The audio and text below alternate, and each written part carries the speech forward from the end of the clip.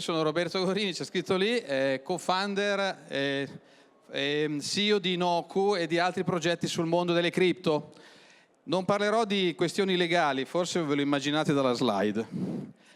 Sì, esatto. Andrò un po' più sul pratico, sugli aspetti economici e tecnici delle criptovalute. Io sono un early adopters, sono tanti anni che le utilizzo. Ho investito anche con grande soddisfazione, quest'anno un po' meno francamente, e da almeno 2 anni sono imprenditore in questo settore e faccio quasi esclusivamente attività su blockchain. Quello di cui vorrei parlarvi oggi è di come stampare il vostro denaro. E quindi evidentemente non sono questioni legali, ovviamente un avvocato in qualche modo dovete procurarvelo, ma si può stampare denaro con blockchain? Sì. Qualcuno ha mai provato a stampare denaro? Ma in che senso? Con la stampante getto d'inchiostro, come ho fatto io, o con la blockchain? Con la stampante non si può fare, è illegale. Ho provato anch'io con la stampante, dopo un po' si inchioda perché la banconota non la stampa. Con la blockchain invece noi possiamo stampare il nostro denaro. E è legale, sì, è legale. Ovviamente bisogna farlo in un certo modo. Però una volta che avete un'idea e volete stampare la vostra criptovaluta, il vostro token, il vostro utility token, il vostro ticket, eccetera, come farlo? Allora, noi abbiamo sviluppato dei software che vi permettono di stampare il vostro denaro, quindi stampare il vostro token, il vostro ticket, la vostra criptovaluta, eccetera. Fondamentalmente è di questo di cui vi vorrei parlare oggi. Potete seguirmi anche su alcuni dei social.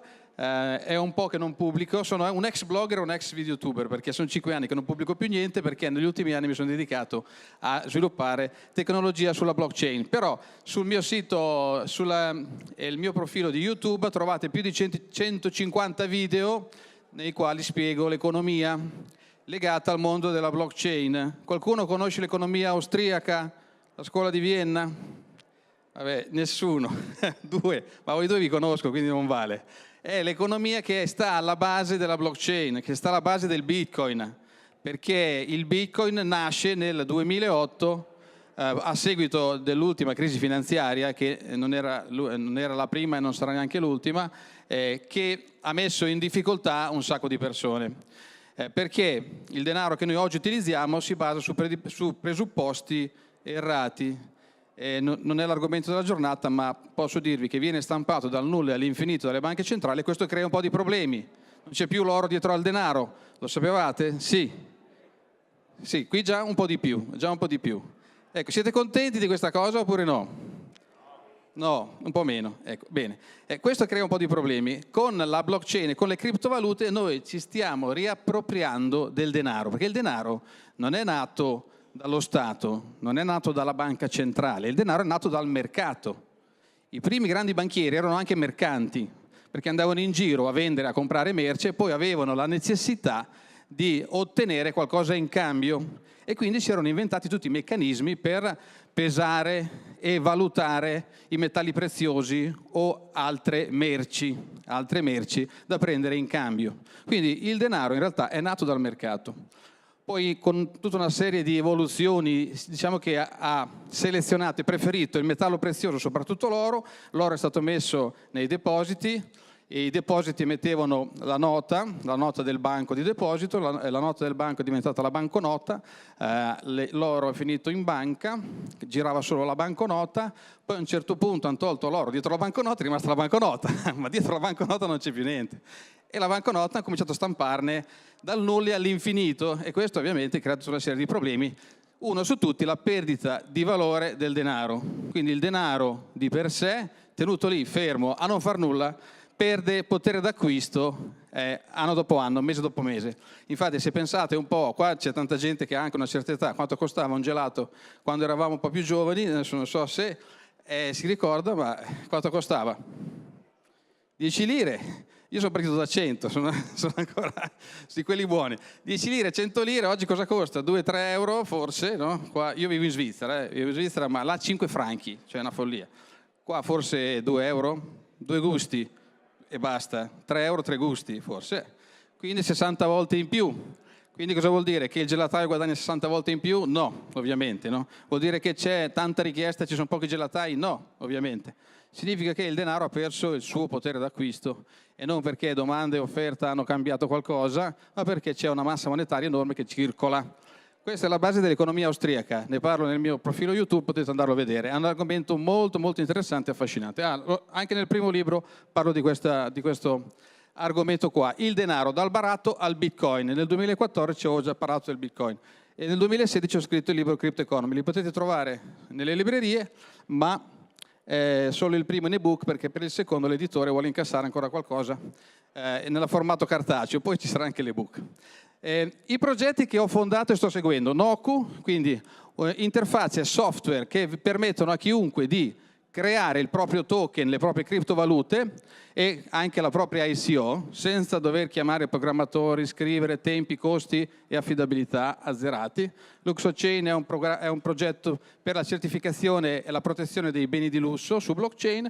Pool of Stake è un progetto per fare pool dell'attività di Proof of Stake, che è una tecnologia per validare le transazioni nuova, diciamo, rispetto alla Proof of Work, che arriverà fra poco, e Kami Swiss, che è una società che sviluppa piattaforme di trading nel campo delle criptovalute.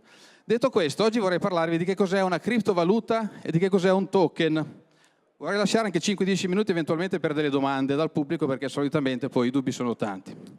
Allora, una criptovaluta è la valuta nativa della blockchain, quindi sulla blockchain di Bitcoin la valuta nativa è Bitcoin. Quindi Bitcoin è una criptovaluta perché se vogliamo andare ad operare, transare e acquistare o vendere dei token, non dei token, dei Bitcoin, perché c'è solo il Bitcoin su Bitcoin, nella blockchain di Bitcoin dobbiamo usare Bitcoin. In Ethereum invece ci sono anche i token.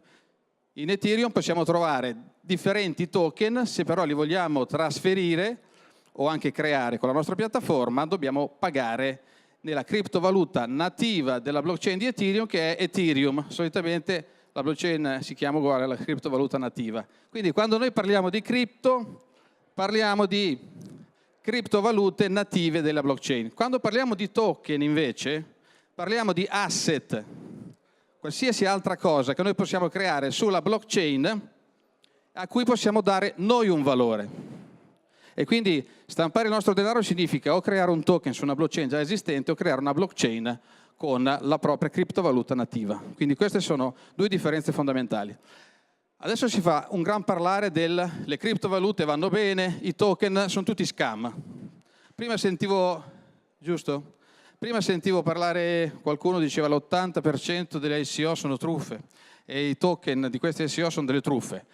Non è così, l'80% delle ICO non sono truffe, l'80% delle ICO non porterà a nulla, non avrà nessun successo, ma non nascono tutte come truffe. Diciamo che una parte di queste nasce come truffe, ma una minor parte, sarà un 10-20%, il resto sono start-up che faranno fatica e come nel mondo reale, come è stato per la New Economy in passato, falliranno.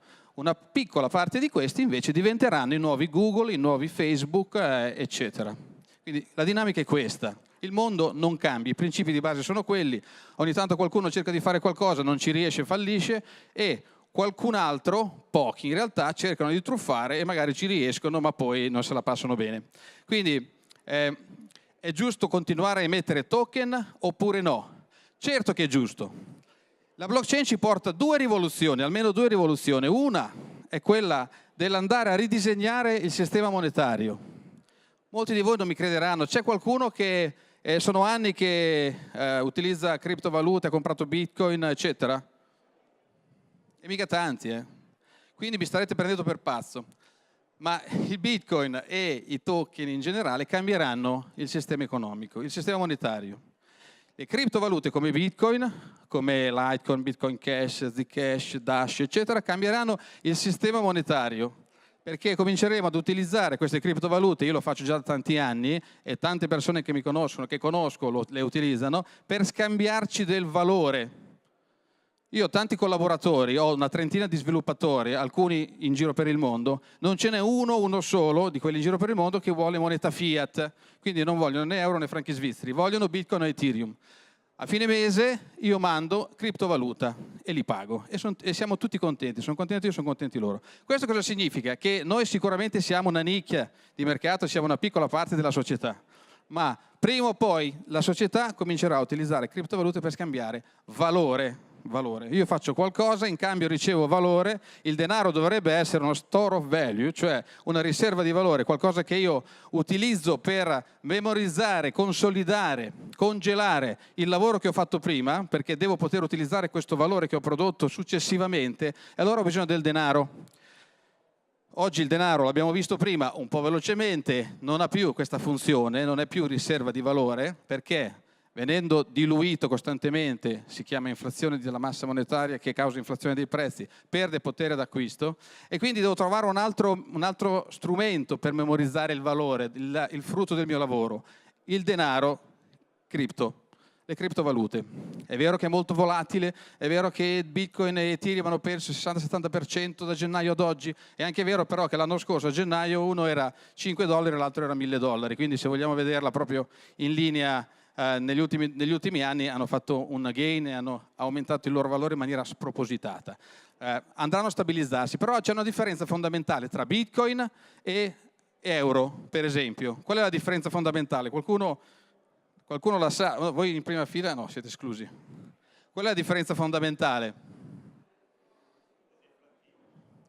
Bitcoin è deflattivo, dici? Sì, nel senso che non ne viene stampato in più a seconda di quello che decide un banchiere centrale. L'euro è di una massa, di una quantità indefinita e il presidente della banca centrale tendenzialmente, o comunque la banca centrale in generale, può decidere quanto stamparne di giorno in giorno, a seconda delle politiche economiche, delle politiche monetarie che gli stati decidono. Bene. Quindi è una massa monetaria indefinita e illimitata tendenzialmente. Bitcoin invece viene generato da un algoritmo e sappiamo esattamente quanti ne genera, quanti ne genererà e quanti ce ne saranno dal di qui al 2140, cioè 21 milioni, di cui una buona parte poi non girano perché sono stati persi nelle prime prove che sono state fatte sulla blockchain. Quindi la prima fondamentale differenza, a parte che uno è a corso forzoso, quindi ha valore legale, diciamo, che è l'euro, perché gli stati ci obbligano a utilizzarlo, l'altro no, è una valuta di scelta, è una valuta complementare, è una valuta che noi decidiamo di utilizzare ed è legale, ve lo dico, è legale, perché magari non ho assistito stamattina agli interventi, ma qualche avvocato ancora dice ma no, bisogna guardare, insomma è un problema. No, è legale, anche in Italia è legale, potete incassare le fatture in Bitcoin, dovete pagarci l'IVA, le tasse, tutto, non è che se le incassate in Bitcoin non pagate le tasse, è uguale, è come incassarle in una moneta estera. La differenza fondamentale però tra i due è che una è una massa illimitata, viene stampata dal nulla all'infinito, l'altra invece è limitata, quindi tendenzialmente se non è deflattiva comunque è una quantità fissa e quindi non perde valore per questo motivo. Poi ci sono gli altri elementi, quello della speculazione, della moda, delle notizie, eccetera. Ma per il fatto che è una quantità limitata non perde valore nel tempo, mentre l'euro perde valore nel tempo. Poi molti di voi diranno sì, però io preferisco incassare euro che incassare Bitcoin perché poi vado là fuori al ristorante e Bitcoin mica me li prendono. Poi in realtà già da un po' di anni ci sono strumenti di pagamento che possiamo caricare con il Bitcoin come le carte di credito che io ho qui e vi assicuro che funzionano. Ma al di là di questo l'adoption arriverà fra tanti anni, è vero, non arriverà domani e neanche fra 2 anni. Ci vorranno 5-10 anni probabilmente, non lo so, non lo sa nessuno, non sono frate indovino, ma ci vorrà un po' di tempo. Ma il Bitcoin non può essere inflazionato, non può essere inflazionato, grande differenza rispetto all'euro. Poi qualcuno dice sì, va bene, il Bitcoin mi sta bene, però i token no, i token sono scam perché i token li emette qualcuno, non si sa bene chi sia, li emettono dalle Cayman, abbiamo visto prima, dalle British Virgin Island, eccetera, chissà chi c'è dietro. Allora, prima cosa, nessuno ti obbliga a investire, nessuno ti obbliga a utilizzarli, nessuno ti obbliga a comprarli, a metterci su dei soldi. E questa è già una buona cosa. Mentre nelle monete a corso forzoso degli stati invece noi abbiamo una situazione differente, cioè siamo obbligati a utilizzarle, queste già sono 2 distinzioni. Poi il token di per sé non è uno scam, non è una truffa, non è una cosa illegale, dipende dall'utilizzo che ne fai. Quindi primo non sei obbligato a utilizzarla, secondo fai selezione. Con le cripto, quindi Bitcoin, noi stiamo rivoluzionando il sistema monetario. Con i token invece stiamo rivoluzionando il sistema economico e finanziario. Possiamo fare a meno dei token? No. Io ho tanti amici che sono partiti con me e alcuni prima di me e che sono dei fan di Bitcoin. C'è qualche fan di Bitcoin, Bitcoin Taliban? Ma chi è laggiù in fondo? Ce n'è uno. Uno solo, l'ultimo degli indiani. Poi in realtà settimana scorsa era un evento in cui ce n'erano tantissimi e pochi invece che conoscevano poco o nulla di questo ambiente. Qua è opposto. Allora sappiate che ci sono nel mondo della blockchain, che siamo 4 gatti nella riserva indiana, perché ancora siamo pochissimi rispetto al mondo, allora cominciamo già a dividerci in fazioni. No? C'è quello che dice no, Bitcoin, solo Bitcoin, tutto il resto è uno schifo. E quello che dice no, ma Bitcoin sì, ma Bitcoin Cash è meglio, tutto il resto non va bene. Poi quelli che dicono no, ma il futuro è EOS. Sì, perché Ethereum è 2.0, EOS è 3.0, sì. Allora ognuno ha la sua fazione. E sono anche un po' storditi, diciamoci la verità, perché finiscono per parlare di cose assolutamente tecniche, perché Bitcoin sì va bene, ma va bene Segwit, perché Legacy non va bene, perché è una tecnologia leggermente diversa, però anche Segwit ci sono degli opcode che vanno cancellati, eccetera. Quindi uno finisce di parlare per parlare di una cosa assolutamente tecnica che nessuno conosce e nessuno gliene frega più niente.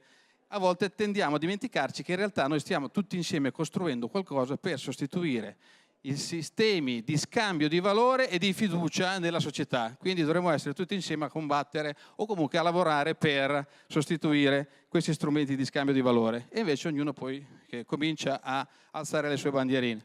Quindi noi possiamo fare a meno dei token? No. Io sono un grande fan di Bitcoin. Sarò sempre un supporter di Bitcoin, perché è stata la prima criptovaluta e soprattutto perché Bitcoin non ha il campanello. Bitcoin? Sì, non c'ha l'indirizzo. E non è che puoi andare da Satoshi Nakamoto e chiamarlo e dire senti, sta roba qua non va mica bene, no? Devi essere un po' più compliance. Non c'è, non esiste. E paradossalmente la vecchia finanza sta integrando come primo asset, crypto asset, il Bitcoin, che è l'unico asset che non potranno mai gestire, perché non hanno l'interlocutore, non c'è la persona con cui possono interloquire, perché è un software e il software fa quello per cui è scritto, non è un morale, non si spaventa neanche. Se tu vai lì e dici ti spengo, lui non si spaventa, perché non sa che non può essere spento. In ogni caso non si spaventerebbe lo stesso. Quindi io sarò sempre un grande supporter di Bitcoin, perché Bitcoin ci permetterà di fare tutto il resto. Perché oggi c'è Spotify? Perché un tempo c'era Napster e perché adesso c'è Torrent. Giusto? Qualcuno di voi ha scaricato mai legalmente della musica? Io no, però qualche piccolo coraggioso c'è. Qualcuno sincero c'è, esatto. Tutti gli altri hanno un cugino che ha scaricato musica illegale. Va bene, ecco, quello che fa vostro cugino nell'ambito della musica, dei film, dell'intrattenimento, eccetera, poi ha permesso a strutture come Spotify di diventare mainstream, cioè di fare del business, un modello di business completamente diverso. Non si vendono più i dischi, ma si ascolta la musica in streaming per un prezzo che è quasi irrisorio, quasi zero. Una cosa costa Spotify? 10 euro al mese, non costa niente. E hai tutta la musica del mondo illimitata. Perché è possibile oggi avere un servizio come questo? A parte che c'è internet, c'è la tecnologia per averlo. Ma perché c'è Torrent? Se non ci fosse stato Torrent sarebbe stato diverso. O perlomeno il prezzo sarebbe stato più alto. Quindi oggi c'è Bitcoin e farà un gran bene al nostro valore, alle nostre tasche, al valore che noi dobbiamo custodire dopo aver lavorato. Ma per il fatto che c'è Bitcoin e ci sarà Bitcoin, noi potremo creare altri strumenti un po' più democratici, un po' più disintermediati per scambiarci valore e fiducia.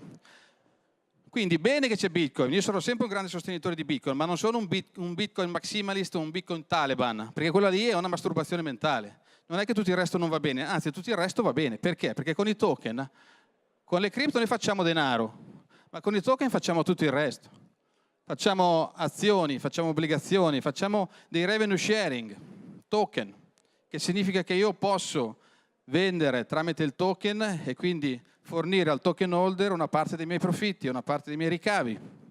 Poi facciamo certificati. Un certificato di autenticità su un bene di lusso che gira su blockchain, non è che lo puoi mettere dentro il Bitcoin. Devi crearti un asset sulla blockchain, e su Bitcoin ancora non è possibile, anche se noi lo stiamo sviluppando questa tecnologia, ma devi utilizzare Ethereum, crearti un asset, dentro a quell'asset ci vai a mettere un contenuto che è un certificato digitale che magari colleghi al bene di lusso tramite un tag che può essere letto con uno smartphone. Ecco, questo lo facciamo grazie ai token. E quindi io sostengo i token, anche se sono stati oggetto di ICO, di ICO, i token che hanno perso il 60-70% del valore, poco importa, quella è speculazione. Io sto parlando di tecnologia, di innovazione, di disintermediazione dei processi economici e finanziari, anche dei processi industriali. E l'industria oggi ci sta chiedendo la blockchain. Ancora la casalinga di Voghera, l'uomo della strada, ancora non ci stanno chiedendo il Bitcoin, non ne frega niente. Soprattutto qui in Italia, in Europa, in Svizzera, ma già in Africa e in Asia ce lo sta chiedendo. Ma arriveranno. L'adoption impiegherà 5-10 anni probabilmente, come ho detto prima, ma le industrie oggi ci stanno chiedendo la blockchain per fare queste cose qua. Per fare queste cose ci vogliono i token. Lo dico perché c'è una polemica enorme oggi, no, tra cripto e token. I token è tutta truffa, sono tutte truffe. Non è vero, non sono tutte truffe. Primo, sono persone, una piccola parte truffa, una grande maggioranza di chi ha messo un token invece è persone che hanno buone intenzioni, magari hanno anche delle buone idee, ma non hanno le conoscenze o non riusciranno a sviluppare un prodotto. Ma i token ci servono. Con la blockchain noi riusciamo a creare delle informazioni digitali uniche. Cosa significa? Che fino all'altro giorno, 2008 in realtà, non proprio l'altro giorno, io potevo creare un documento digitale su internet, potevo fare una foto e questa foto, questo documento poteva essere duplicato all'infinito, perché con la tecnologia digitale io posso duplicare, avere una copia esatta di un'informazione all'infinito. Questo piacerebbe molto ai banchieri centrali perché così ci vanno a nozze, stampano soldi eccetera, però li vogliono stampare solo loro, non vogliono che li stampi tu. Odiano la concorrenza i banchieri centrali, quindi non vogliono che stampi soldi. Però con la blockchain invece noi abbiamo creato informazioni digitali uniche. Io creo un'informazione sulla blockchain, io ho le chiavi private di questa informazione, ogni informazione ha due chiavi, quella pubblica e quella privata, con quella pubblica io la trasferisco, anzi con quella pubblica io la ricevo, con quella privata la trasferisco e solo io sono il possessore di quella informazione, nessuno la può duplicare, neanche io, nessuno la può cancellare, neanche io, posso solo trasferirla. E la blockchain certifica che quell'informazione non è più la mia, ma è del signore qua. E questa informazione cosa può essere? Denaro, per eccellenza, ma può essere anche un'azione, può essere un'obbligazione, può essere un certificato, può essere un biglietto per andare al concerto. Per fare un biglietto per andare al concerto abbiamo bisogno dei token. Quindi il terzo libro che sto scrivendo, Token Economy, parla di questo. Cioè noi dobbiamo tokenizzare i modelli economici. Tokenizzare significa trasformare delle cose che prima giravano su carta in token che possono girare su internet in tempo quasi reale, con una spesa esigua o quasi zero e con una sicurezza altissima. La blockchain non è mai stata hackerata, è resiliente come tecnologia sia agli hacker che alle istituzioni. Se qualche legale mi dice questo non va mica bene, ma è la tecnologia che è fatta così. È censorship resistant. Non può essere censurata, non può essere fermata. Quando hanno fermato il dark web, ancora nel 2015, alla CIA fecero la domanda: ma come mai non avete fermato anche il Bitcoin? Semplicemente perché il Bitcoin non si può fermare. Perché? Perché è formato da, oggi più o meno il Bitcoin 9.000 nodi, Ethereum siamo sui 22.000 nodi. Sono computer che sostengono la rete, validano le transazioni, minano e validano. E sono sparsi in tutto il mondo, impossibile andarli a intercettare, bisognerebbe andarli a spegnerli tutti, ma nel momento in cui ne spegni uno in Giappone, poi ne accendi uno in America o in Guatemala, eccetera. Impossibile. Con una tecnologia resiliente, ma deve essere così, altrimenti noi non potremo avere fiducia di questa tecnologia. Perché se qualcuno potesse spegnerla, allora io non ci vado a mettere i miei soldi. Io posso fare a meno di un terzo, tendenzialmente la banca, che custodisce i miei soldi, solo se ho una tecnologia che sono sicuro che nessuno la può andare a spegnere, neanche Donald Trump. Neanche la CIA, ed è così. Quindi questa tecnologia è fantastica. Le informazioni digitali uniche e immodificabili ci permettono di creare un mondo di cose. Queste, asset finanziari, certificati, biglietti per il concerto. Io organizzo un concerto, emetto i token, li mando ai destinatari che me lo comprano e i destinatari con lo smartphone arrivano col token ed entrano. Impossibile duplicarli, impossibile falsificarli, impossibile cancellarli. Se qualcuno vuole controllare quanti ne sono stati emessi per quel concerto è possibile farlo, perché sulla blockchain puoi leggere qualsiasi cosa. E poi puoi fare altre cose un po' più, diciamo, di intrattenimento come le collezioni. Vi ricordate i Pokémon? Qualcuno si ricorda i Pokémon? Bene, io li ho importati in Italia nel 99 con grande soddisfazione. I Pokémon si possono fare sulla blockchain. Perché il Pikachu, evoluzione 3, ce n'è una, ce n'è solo una veramente, nessuno la può duplicare, nessuno la può fotocopiare. perché quell'informazione digitale, benché digitale, non può essere copiata. Quindi noi cosa facciamo? Piattaforme per stampare il tuo denaro, stampare i tuoi token, fare quello che ti pare. Senti col tuo legale, se è legale, ma se lo fai in un certo modo è legale, poi ci serve qualcuno che ti aiuti a farlo. Noi abbiamo sviluppato questa piattaforma per farlo. Puoi creare il tuo token, puoi gestire addirittura la tua ICO e poi lo puoi quotare sull'exchange. La quotazione è discrezionale, perché se il tuo token è un asset finanziario e tu non hai l'autorizzazione per emetterlo, non lo possiamo listare. Se invece crei un ticket, un gettone, il biglietto del concerto, quello lì è legale, sì signore, si può fare. Anche l'utility token, prima i signori parlavano di utility token, payment token e asset security token o asset token.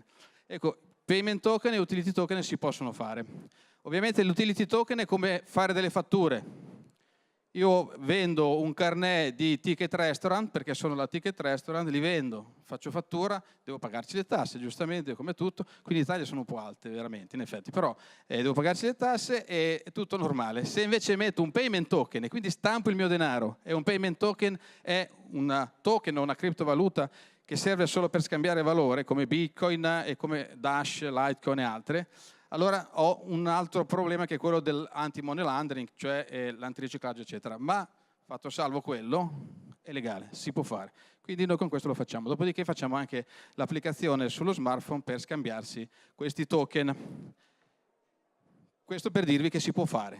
Oggi la tecnologia è già arrivata a un punto in cui non serve essere un programmatore o un super scienziato per utilizzarla. Però non voglio fare uno speech per vendere la nostra piattaforma, ma eventualmente per rispondere alle vostre domande. Quindi mancano 3 minuti, se avete qualche domanda da farmi sono qua. Nessuno? Tutti timidi? Bene. Allora, quello che voglio fare, spero di avervelo trasferito. Sì, c'è una domanda laggiù in fondo. Un volo pindarico, già mi sei partito un po' largo, però.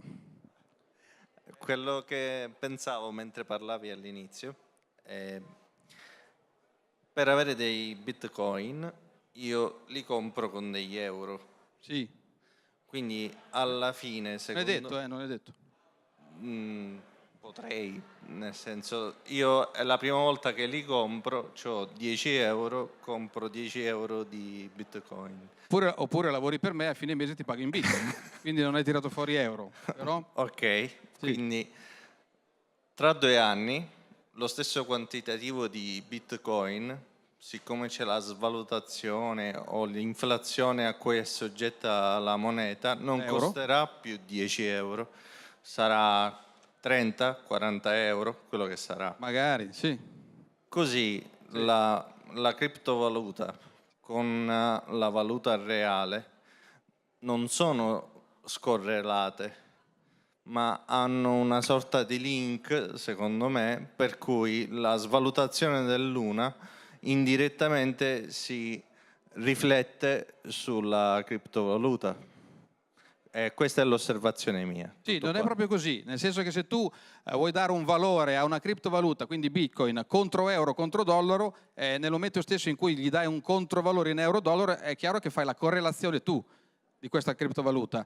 E questo però succederà ancora per tanti anni, perché se io vado al supermercato mi trovo i prezzi in euro, se vado al ristorante mi trovo i prezzi in euro, se vado in America me li trovo in dollari, se venite in Svizzera vi trovate in franchi svizzeri. E questo sarà così ancora per tanto tempo e forse per tantissimo tempo. Quindi sì, ci sarà sempre una correlazione tra valore della cripto e valore della fiat money, e tendenzialmente al netto di speculazioni o bolle che esplodono, la criptovaluta, una criptovaluta sana, ad esempio Bitcoin, si apprezzerà sempre di più rispetto alla moneta fiat che invece viene stampata, e questo a parità di tutti gli altri elementi. Se vivessimo in un mondo o in una zona del nostro mondo in cui le transazioni venissero fatte in cripto, allora non ci sarebbe nessuna correlazione con la moneta fiat, però ci sarà, ma per il fatto che io la vado a valorizzare contro dollaro è ovvio che non è per quello che è correlata, è perché io la valorizzo contro dollaro che è correlata. In realtà l'andamento della cripto, soprattutto per il fatto che si è apprezzata e si apprezzerà, probabilmente si è apprezzata nel passato e si apprezzerà, Da lì capisci che non è proprio non è correlata, non è che se si svaluta il dollaro si svaluta anche la cripto e se si apprezza il dollaro si apprezza la cripto. Anzi, ognuno fa il suo corso. Quando le vado a confrontare una con l'altra è ovvio che ho un cambio. Ci sarebbe un'altra domanda? Perché il tempo è finito. Domanda. Se no qua mi buttano giù dal palco, è brutto, una brutta Io non ho Bitcoin. mi dispiace. Se domani mattina volessi iniziare ad avere questa criptovaluta, Sì. quanto è il mio investimento in termini di hardware, software ed eventualmente costi collaterali su base annua? Investire o per fare mining, che è un'attività diversa? Perché allora per Se investire, per non essere come lui dovrò anche fare del mining, se no ricado sempre... è lui, quello di prima. No, quello che faceva la domanda prima, la persona. Sì. No, allora, mining è un'attività complessa, ci vogliono delle macchine, del software particolare. Non è una cosa molto complicata, però bisogna anche sapere cosa si sta facendo. Per acquistare Bitcoin e tenerlo in tasca basta uno smartphone, quindi non c'è nessun investimento da fare. Dopodiché però io dico, non investite in Bitcoin, non investite in criptovalute, perché potrebbero scendere ancora fra un mese, potrebbero essere la metà. Non penso la metà, ma potrebbero scendere ancora. Io penso che scenderanno ancora prima di risalire. L'investimento che dovete fare in realtà è quello di cominciare a utilizzare la tecnologia. Quindi non investire 10.000 euro in Bitcoin, investi 100 euro in Bitcoin o in Ethereum, mettiteli in un wallet, fai aprire il wallet ai tuoi figli, a tua moglie, eccetera, glieli mandi, te li fai rimandare, non sempre li rimandano, però insomma tanto per capire come funziona, e lì cominciate a capire come funzionano le criptovalute, come funzionano i token. Quello è l'investimento da fare, formativo. Una volta che hai capito come funziona questo mondo qua, se vuoi investire investi, però poi non venire da me se perdi soldi. Questo è il concetto di base. Altre domande?